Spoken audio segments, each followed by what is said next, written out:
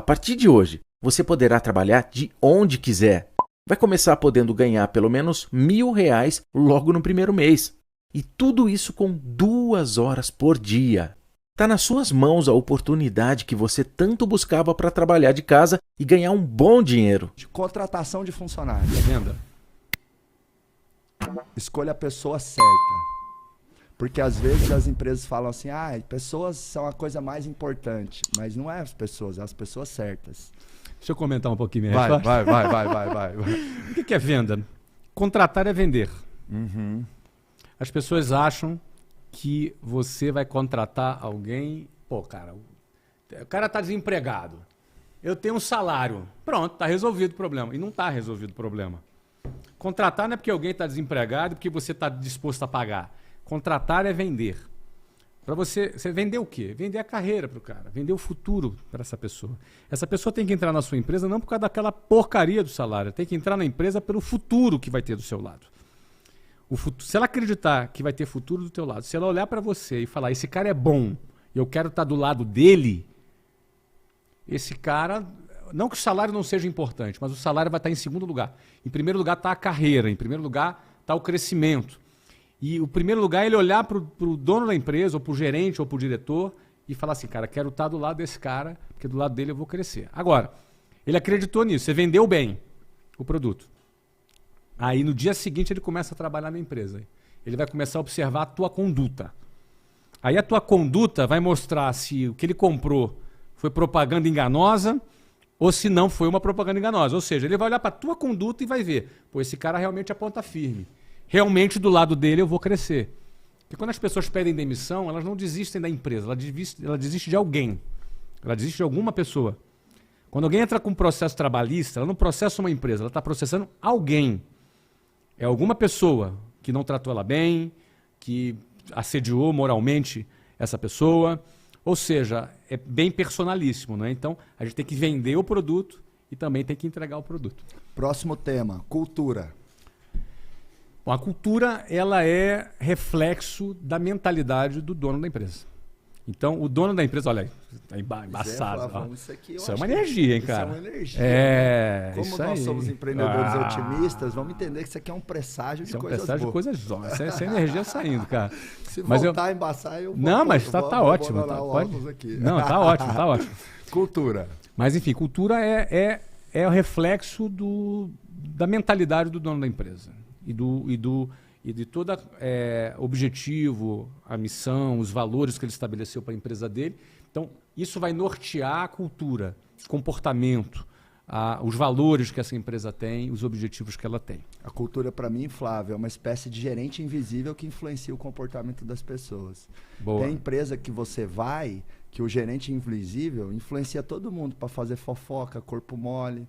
Tem empresa que você vai, que o gerente invisível influencia todo mundo a buscar resultado, né? Mas é resultado da mentalidade do cara. Exato, total. A cultura é como se fosse a roupa dos sócios, né? Exatamente. Próximo tema, vendas. Vendas é o ator principal do show. Uau. Tudo é em torno de vendas. Tudo. Ah, mas e o cliente no ator principal do show? Se não vende, não tem cliente. Então a venda precede o cliente. Não é? O cliente, ele é resultado da venda. Você não vai ter venda, você não vai ter cliente se você não tiver venda. Então, essa rivalidade que às vezes tem a área de gestão, cara de vendas, tem que acabar. Vendas é o centro e todos os outros setores da empresa são atores coadjuvantes do ator principal, que é a venda. Tudo gira em torno da venda. O ideal é até que a elaboração do produto gira em torno da venda. Eu já desenvolvi o produto porque eu gostei de um argumento. E eu falei, preciso de um produto para esse argumento. A gente já criou produto que a gente começa a pensar no storytelling da venda através da... Pô, esse storytelling não está legal. Vamos mudar a característica desse produto para adaptar a esse storytelling aqui, que é matador.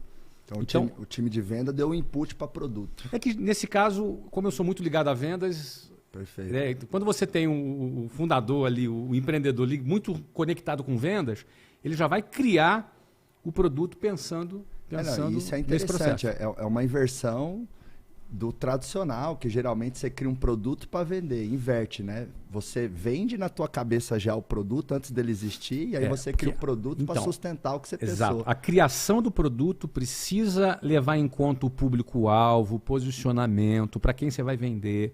Então, uma coisa está ligada à outra. Eu não vou pensar em vender depois que eu criei o produto. E se esse produto não for vendável? E se ele não for um produto que está muito encaixado? Então, na realidade, quando você cria um produto pensando na venda, é porque você ouviu o mercado primeiro, ouviu o cliente primeiro. Não é? Então, assim, pensar na venda é pensar no cliente. Total. A gente só precisa entender que o que precede o cliente é a venda. Se você não vende, você não tem cliente. Boa. Então, não, mas eu boto o cliente em primeiro lugar. Beleza, mas não vende. Aí isso não é botar o cliente em primeiro lugar. Fazendo uma analogia com o nosso corpo humano, vendas é como se fosse o coração ou o cérebro ou os dois juntos, né? E vamos lá, vamos ser sinceros, Flavão. Quando a empresa está vendendo bem, todos os outros problemas ficam menores, Ficam né? pequenos. Isso. Tudo fica pequeno. Ah, precisa implantar o sistema. Não, mas eu tenho o ISO 3947, nossos processos estão documentados, nosso software está implantado, mas não vende. Não adianta. Não Né? adianta nada, está Então, empipinada essa eu empresa. falo, empresa que vende é empresa feliz, fica sorrindo de ponta a ponta, que nem eu aqui entrevistando o Flavão, não pode acelerar, né? Na hora que você vende bem, o resto fica pequeno. Precisa contratar, contrata. Precisa reformar, reforma. Precisa aumentar estoque para ter venda pronta entrega, você vai ter. E aí, juntando as duas perguntas, a empresa precisa ter cultura de vendas. A cultura de vendas está relacionado a esse pensamento de que vendas é o papel principal de uma empresa. Toda empresa existe para vender. E a venda, ela é resolver um problema do cliente. Vender é isso. Então, ou seja, a cultura de vendas... Tem muita empresa no Brasil que não tem cultura de venda.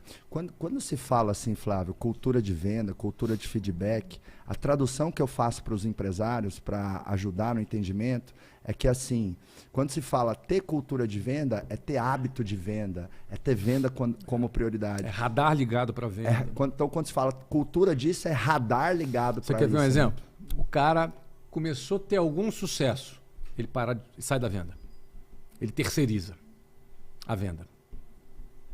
Se vendas é o centro, você acha que o empresário deveria terceirizar a venda? De maneira alguma. De maneira alguma, cara. Terceirizar o teu coração. Não, ele pode até trazer um gestor, um diretor comercial, mas tem que estar junto com ele. Ele tem que estar junto. Senão ele vai ficar refém desse cara. Esse é o ponto. Não é? Então, venda é tão crucial que se a Apple não vende, ela quebra. Se a Tesla não vende, ela quebra. Se o McDonald's não vende, ela quebra. Qualquer empresa que não vende, quebra. Verdade. Próximo tema, Flavão, produtividade. Bom, produtividade é um processo, né? Também acho que é resultado de hábito. Quando você desenvolve um conjunto de hábitos, que dentre eles são a organização, planejamento, tudo que envolve esse processo, você vai se tornar uma pessoa mais produtiva. Do outro lado, as pessoas elas começam a procrastinar, elas começam a começar e não terminar, elas começam várias coisas ao mesmo tempo, mas não têm foco.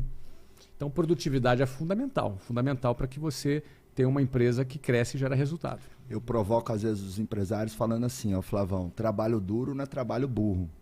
Porque às vezes o cara tem lá uma loja, uma sorveteria, ou um posto, ou uma indústria, ou um e-commerce, não importa, e ele trabalha 14 horas por dia, mas ele trabalha da forma errada.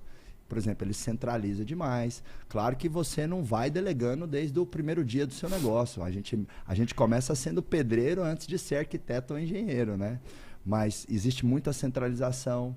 Existe falta de cultura, de feedback, treinamento da equipe, porque muitas vezes o empreendedor ele cresce até um certo ponto metendo a mão na massa e ele tem a dificuldade de fazer uma certa transição, ou melhor, ele tem uma dificuldade de adicionar uma outra competência, porque para mim tem a competência do empreendedor, meter a mão na massa, sonhar, né? O seu famoso visão, coragem e competência, porque eu acho que você foi genial quando você resumiu o que é empreender com esses 3 pilares. Só que conforme o business vai crescendo, você precisa também adicionar ali a competência do gestor. Olhar para indicadores. Está dentro da competência. Treinar. É um desdobramento ali da competência. Boa. Só que às vezes ele tem essa dificuldade, que, poxa, eu pus esse negócio de pé, porque eu tenho um restaurante e eu ia pro fogão, eu atendo o cliente, eu pago as contas. Mas olha que interessante. Agora eu tenho que fazer os outros fazerem. Então, mas olha que interessante. Ele meter a mão, pode parecer assim, nossa, como ele é trabalhador, ele está metendo a mão. Olha que interessante. Meter a mão é a zona de conforto dele. Ele já domina aquilo. Meter a mão para fazer, apesar de parecer assim, nossa, como ele é trabalhador, é a zona de conforto dele. Ele colocar alguém, ele criar uma outra estrutura que vai realizar aquelas tarefas e ele se colocar como um gestor desse time, é menos confortável para ele do que ele meter a mão. Então, porque ele não domina ainda aquelas tarefas. Então, às vezes, meter a mão é uma forma de acomodação. Porque é a zona de conforto do cara. Boa, hein, Flavão? Então, assim, o cara não pode se acomodar. Assim, o cara que não se acomoda, assim, eu preciso crescer, eu preciso evoluir. Então, não vou me acomodar, eu vou aprender a formar pessoas. E aí é um desafio. Legal. É Tá vendo? Você que é dono ou dona de empresa aí, às vezes você fala, pessoas são difíceis, estabelecer processo é difícil. Tudo isso é uma desculpinha esfarrapada para sua zona de conforto. Pode ser. É mais facinho meter a mão na massa e falar que você é trabalhador, falar para seus amigos, sua família, nossa, eu tenho muito trabalho, do que sair da zona de conforto e Quer aprender. fazer bem feito? Faça você mesmo. Exato. O olho do dono é que engorda o que engorda o gado. gado. Né? Se eu tirar férias, o meu negócio não vai para cima. E às vezes o empresário... Ele Mas não é fácil, Marcos. Não é fácil. A gente A gente já viveu isso aí. Enfim, a gente quer provocar o empreendedor para que ele evolua, mas a gente sabe que tem os desafios para que isso aconteça. Total. Independente do tamanho que você esteja ou do momento que você esteja. Isso vai sempre acontecer. Inclusive,